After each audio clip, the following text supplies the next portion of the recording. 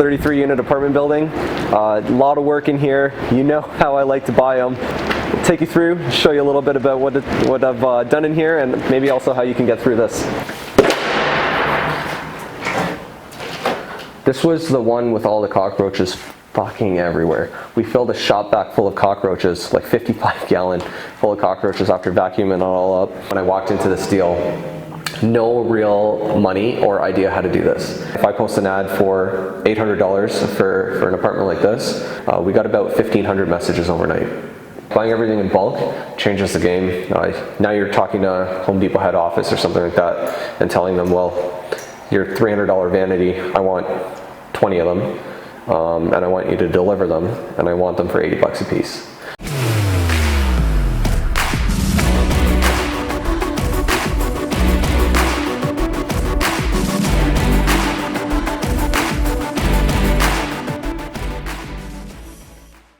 Hey guys, welcome back to the Canadian Real Estate Channel.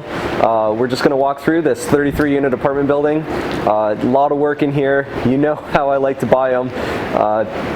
Take you through, show you a little bit about what I've done in here, and maybe also how you can get through this yourself. Throwing a quick mask on in here because it's the world we live in right now. All right, let's go. So, new locks. So all the old guys don't have the same key.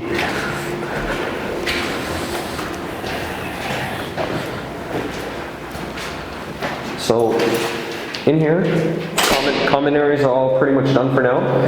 We got a few more updates to do, some touch-ups, whatever. People kind of destroying the work as we go. It's all right, we'll keep up. And I'm going to take you through kind of what the units look like before, and then the in progress as well as the after. So we're going to head up to the third floor. So you've had some multi-families before. What was your probably largest multi-family before getting into a building like this? It was a fourplex. So I know it's intimidating, but you just got to say yes and figure it out. You have a good network of people around you. You got the Canadian Real Estate Channel. What more do you need? So yeah, as we were looking at the place, what was some of the biggest things that were like, okay, we're definitely going to have to take care of this and that? What were some kind of surprises along the way? Oh, lots of surprises. Let's get some lights on in here. We can talk out of the common area. So we had a boiler fail not that long ago. That's an expensive thing to fail. We got cockroaches. Luckily we had no mice and bed bugs, but the pest control bill in here was like closer to $5K. Getting them through. Dealing with tenants that don't really want to clean up after themselves, you know what, that's fine. There's a process for that, and if they really want to fight that, we'll fight it, that's fine. But for the most part, all the people that were really causing trouble in here are gone. The people that are left in here are just fantastic. People, they're not paying market rent, it doesn't really matter. They're doing their thing, they're not causing any trouble, and they just want a safe, clean place to live. Who doesn't? So in here, a lot of cosmetic stuff, new kitchen, paint, flooring, trim, new appliances, electrical fully updated, windows updated wherever possible. In this one we elected to leave the bathroom because it was fine. We just updated some of the fixtures. The whole thing with multifamilies is NOI calculator. So it's a little bit different than smaller multifamilies or single family homes. You're basically valued on how well your business performs. And this is a business. So an NOI or net operating income calculation basically tells you how profitable you are for every dollar that you spend. Or how much you make versus how much you spend. And when you can increase your net operating income, you increase your valuation based off of the cap rate or the capitalization rate, how well that profit is turned into value. So in London right now, it's around 4%, somewhere in that range. So you basically take whatever dollar you earn, that's pure profit, and divide that by 4%, that's how much your building is increasing value. The reason I wanted to talk a little bit about the NOI calculation is because when you can save money on small things, it ends up adding up a lot. So right now, I want you to just go look at your toilet at home. It's probably a high efficiency toilet at a 6 liter per flush. Maybe it's got something dual flush type of thing where it can save a little bit of water, 4 liter per flush. Every toilet in this building, when we're done, it's going to be 3 liters per flush. It saves an insane amount of money per year. So I'm just going to do a quick calculation because I'm shit at math in my head. Let's do $1 here divided by 4% cap rate. So for every dollar I save, that's 25 bucks on valuation. So if I can reduce my water bill from, let's just call it 3,000, subtract, let's just call it 1,000 bucks. So I'm saving $1,000 divided by 4%. That's 25 grand in valuation. So am I going to spend $25,000 on toilets? Absolutely freaking not. Probably going to spend half of that. That sounds expensive. However, that's just 1 year of money saving for $1,000 a year. Let's just say in water, that's pretty conservative. Every year until this building is gone from the portfolio or whatever. But also it's worth, let's just call it 10 conservatively after you subtract what you've spent. That's $10,000 in value created just to save some water. And high efficiency taps, LED lights, all these things kind of add up. When I first got this building, there were a few vacant units. That was part of our negotiation, and the previous owner was intending to do something like this, but when I came along with a decent price, he's like, cool, like now I don't have to do anything, I'll move on and do whatever I want to do with the rest of my life. So I came in here spending about $15,000 a unit roughly. I obviously had other expenses, that's kind of an average, whatever. It roughly adds up for the building about $15,000 a unit for the roughly 15 or so vacant units that we've been working on and turned over. So yeah, there's a lot of natural turnover. I didn't do really any evictions or cash for keys or anything that people talk about. I didn't really have to here because a lot of the people that were causing trouble were kind of on their way out already. There was one notice that I had to kind of enforce that was already underway. That was a new kind of cool experience. Shitty for them, but when you cause so much trouble for literally everyone here that's still currently not getting their mail delivered to the building because of this individual, I'm very happy that they're gone with no remorse or regrets. And the amount of people that walk through here now, they feel safe, they know that we're working on the building. There's obviously a long way to go, and it's just one step at a time, so they know it's coming. So rent prices before versus now, like on a renovated unit? So previously, the average rent in the building was around $750 to $800. Obviously, everyone knows market rent right now in London is not that. Right now, based off of the data that we have, average 2 beds going for about $1650. Average 1 bed's about $1350 to $1450, depending. It's a big jump for a lot of people. So for the people that are renting right now and are either being evicted or want to move to something nicer, it's kind of impossible for people to switch that, and that's a whole other socioeconomic balance that we can kind of talk about, and people talking about rent control and all this other stuff. Is it good, is it bad? That's not really my area of expertise. All I know is that if I post an ad for $800 for an apartment like this, which we actually did post like one just to kind of see if we could, like maybe from another tenant in here, we got about 1,500 messages overnight. So it's not really feasible. And basically what I'd recommend when landlords are pricing is just kind of set what you feel is fair based off of the other units around you.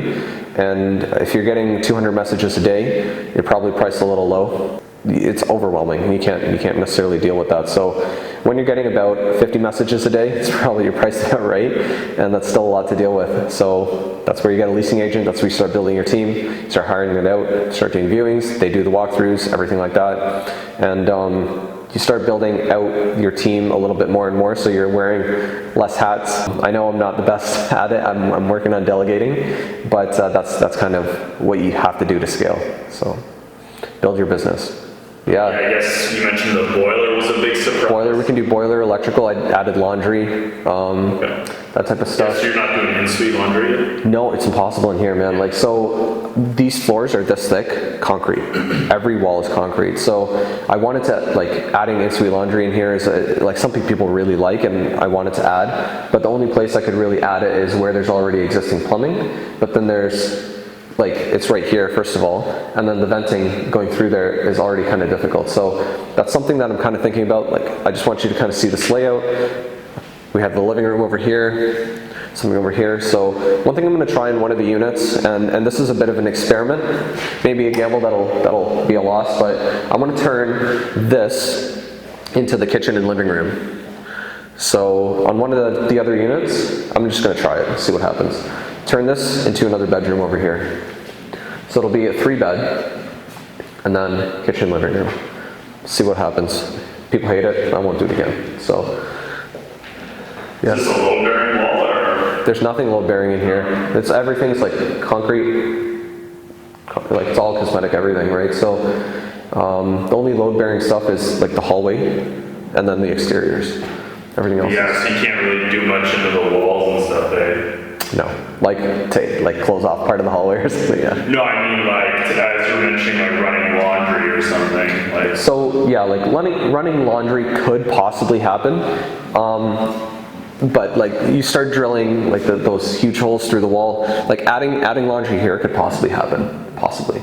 Because I have water here and I can run supply and drain right there and then exhaust out the side, that's possible. But otherwise, like going through the floor, it starts to get excessive. And I'll show you guys the laundry room later. It's a cheap, simple solution versus adding kind of laundry per suite. I added dishwashers, but I don't know. Maybe I'll add laundry in one of these units to see what happens. But for the most part, the coin-op laundry in the building is working great. It's card-op, actually, not coin-op. So you just tap like a key card, or you can use your phone, download the app, tap your phone to pay.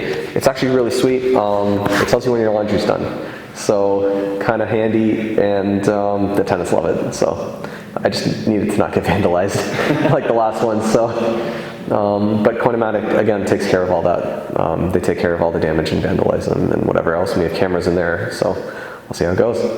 Awesome. And if you don't mind, like going over like purchase price and like what's your long-term strategy? Like I'm assuming you're going to hold it for a long time, or? So I bought this building for about $150 a door, and that is kind of the going rate in London right now, at paid market basically. I was okay with it, and normally I like getting a really good deal and whatever else, but at that point I had the opportunity to buy something that I'd never bought before and jump into a different asset class that I'd never experienced before. So I was fine just taking the L on the purchase price, and I'll figure it out from there. Luckily, since that purchase price, the market, it's insane. Like things are going for about 200 or more a door right now in London. So that was just pure luck. I don't know. it's insane. I don't know how people are still buying stuff because the numbers just don't make sense anymore. But maybe they're just like me. They're just like, you know what? I just want it, and I'll take the loss on the upfront stuff because again, they know over time it'll go up. But not the best investing strategy. Not something I recommend. But I'm stubborn, so I wanted it. I got it. Pulled it. That Ariana Grande, whatever song it was, but. I want it. I got it. I want it, I got it. A little hard knocks, right? Sometimes you gotta pay to learn. Yeah, that's kind of how I thought of it. Where if I was paying market at 150 a door, other people are paying, let's just call it 130 or 100. So I'm overpaying even by 500 grand or something like that. That 500 grand over time, it's just to learn how to do this. Whatever, screw it. I'll make it back somehow. It'll be okay. And what was like? How'd you go about financing with this?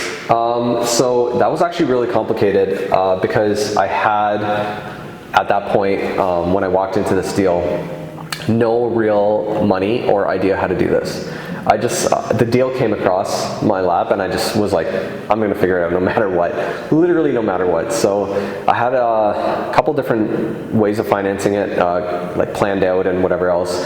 I had like a letter of intent and whatever. All the stuff kind of go through.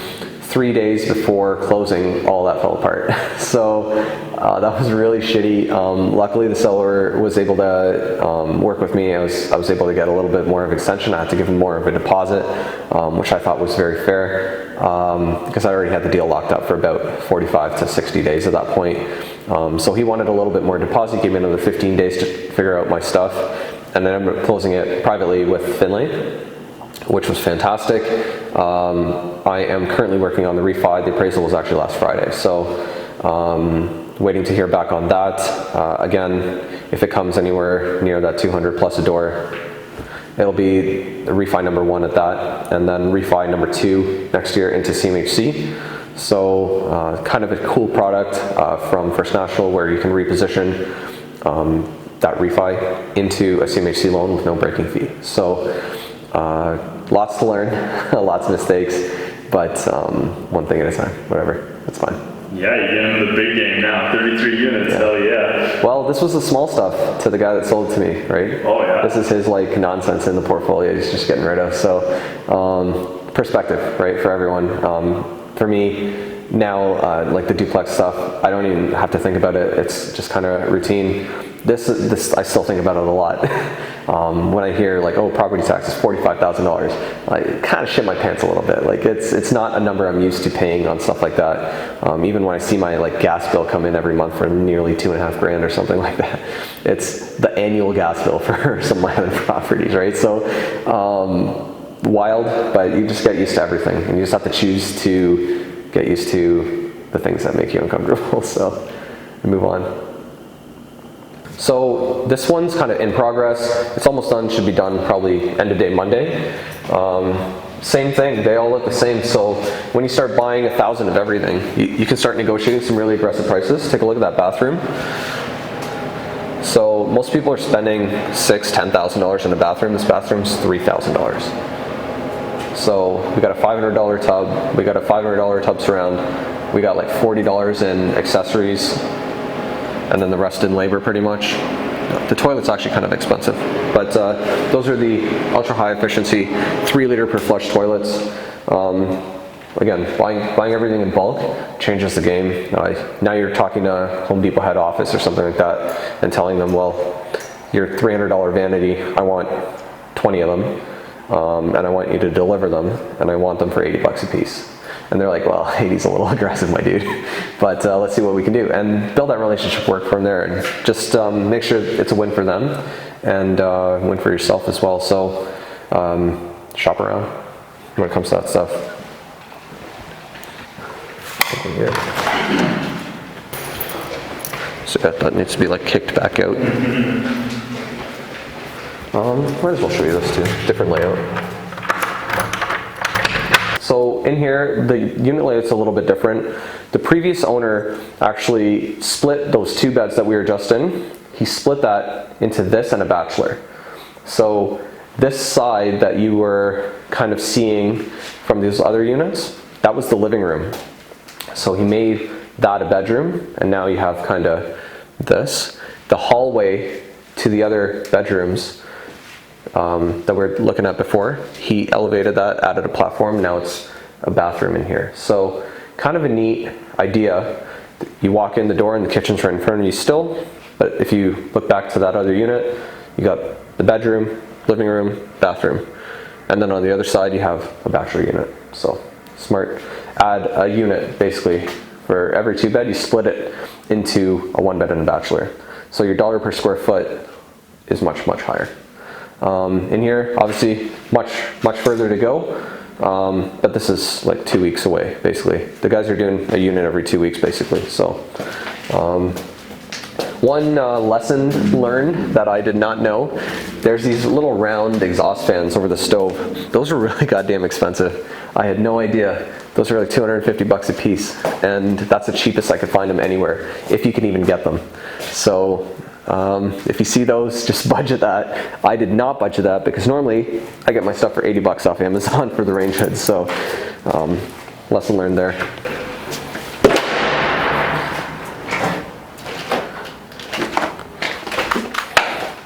So this was the worst one. This was, you've probably seen it on my Instagram before if you follow me. This was the one with all the cockroaches fucking everywhere. We filled a shop vac full of cockroaches, like 55 gallon full of cockroaches after vacuuming it all up. We nuked it twice, and then we've now sprayed it with powder and stuff. It's basically 3 rotating chemicals that we're going through here with our pest control experts. So we have no more pests in this building, but it costs close to $5,000. It's insane, or 6. And well, whatever. It is what it is, and they're gone now. But you just got to really be on top of that stuff, because all of a sudden your building's a cockroach building on Facebook or Google or some stupid thing, and your new tenants aren't really going to like that. So you can't really demand high rent no matter how nice your unit is if you got cockroaches all over it. So yeah, we got a long way to go in here, but this is kind of where it starts. It is what it is. Solve the hard problems. And eventually what you consider a hard problem just becomes different. It just becomes routine. So I want to talk to you about the mailboxes as well. So here the like common areas, is just the flooring or railings? Did you have to do anything big here? Yep, so as we kind of pan around here, so flooring, when you start buying like 20,000 of something, you start getting really good prices. So flooring, good price. Railings, just enameled paint, so it's really hard. It's kind of like a floor paint, but we use it here. We use a dark color so it doesn't look dirty, even though it might get dirty over time. Every week or so we have sweat cleaners come through and wipe everything down, but this got kicked in freaking 3 times since I bought the building. I don't know, those people are gone, but it's just stuff to deal with, right? But just paint, make it look nice, make it clean. People don't want to live in a dump. And when you set the bar and hold people to that, then it becomes better and better. So, welcome to the mailboxes that just got absolutely destroyed by one of the previous tenants. So Canada Post doesn't actually deliver mail to this building anymore because the mailboxes are so mangled. We ordered mailboxes in August, and it was 20 weeks delay to get this thing in. So it's insane. We're still waiting, actually. So that was in August, now it's December. We're told January, February. Like, thanks. It's great. And obviously people aren't happy not getting mail here. They have to go down to the mail depot and stuff. But for people that have mobility issues, the tenants here that are struggling already walking up and down a few stairs, how the hell are they getting their mail? Luckily, we've negotiated with Canada Post. Once a month, basically, they do a walkthrough and hand deliver mail for anything that's outstanding, especially for our older clients. So just trying to solve these weird problems I never thought I'd ever have. Like, I never thought I'd be buying mailboxes in general. They're like freaking 10 grand. So it can get pricey, and you got to figure it out. But I don't know. Like we talked about before, solve these hard problems, solve harder and harder and harder problems that no one else wants to solve. So, any perspective or thoughts like on the fire safety and everything? Because like that's probably something most people don't see on the smaller homes. Right. So a little bit different. You have your fire safety plan and your smoke alarms. This has to be inspected professionally. This is not like, I'm just going to go in here and look at it. These are things that are the cost of doing business on a larger scale. It's not very expensive, it's just mandatory. So take care of that, and even like for any successful business, you got to reposition it in your head as if you're going to sell it. Even if you're not going to, you need that exit strategy so that you can run it effectively. So what a buyer is going to want to see is this stuff cleaned up, is that fire safety plan, is the laundry, is the turnover units at market rent. So planning ahead from there, this is my cell, and work backwards, that's kind of how we can do this thing. So when taking it over from the previous owner, was there anything different you had to do, or was everything nice and in order? It was actually fairly organized, and the fire safety plan and that stuff like that was actually all done. What wasn't done was kind of everything else. So yeah, there's a plan in place to slowly correct all those things. An example is this door kept getting left open over here.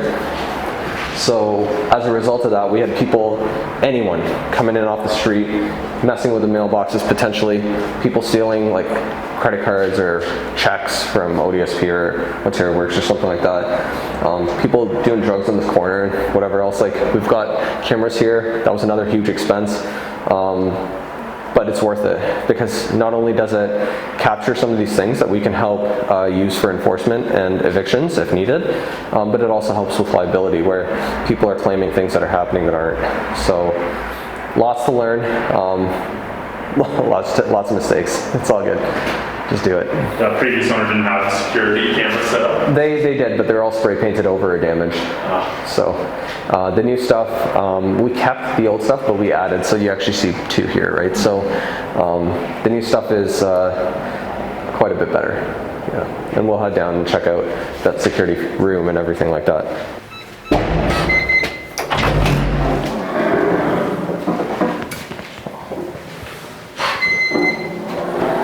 We got laundry. And yeah, so laundry added. They're card operated from Coinomatic. The tenants really, really like them. They just take their card or their phone. You can reload here or buy a new card if they lose it. There's internet here to run this, and they're connected to the machines as well. All the instructions, it's freaking fantastic. The laundry doesn't actually make that much money. For those who are like, oh my god, coins. It doesn't actually make that much money overall, but it provides a service that a really high quality client is going to want in general. So yeah, that's kind of where we're at right now. It's $250 a load for a wash, $250 for a dry. It's pretty average. I didn't even set the price. Coinomatic just said this is what we charge. So from that, it's about $1.30, $1.50, I can't remember exactly, per day per machine. So it's about, let's call it $6 a day, and times by 30, so let's call it 180 a month. You got to make about 180 a month in revenue to kind of break even on that. Anything beyond there, you're earning. But again, I didn't really do this to add income to the property. It was basically to provide a service to attract people that actually want to freaking do their clothes. So yeah, that's kind of it in here.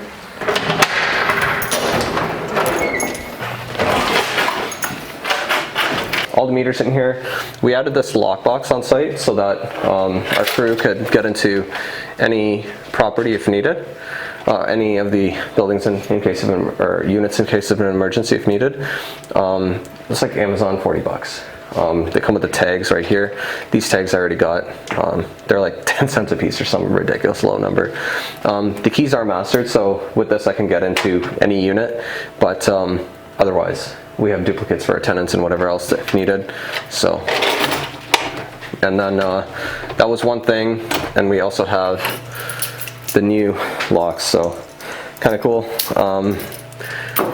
Not super cheap, but also worth it, where you have kind of no guessing of who has keys to your building.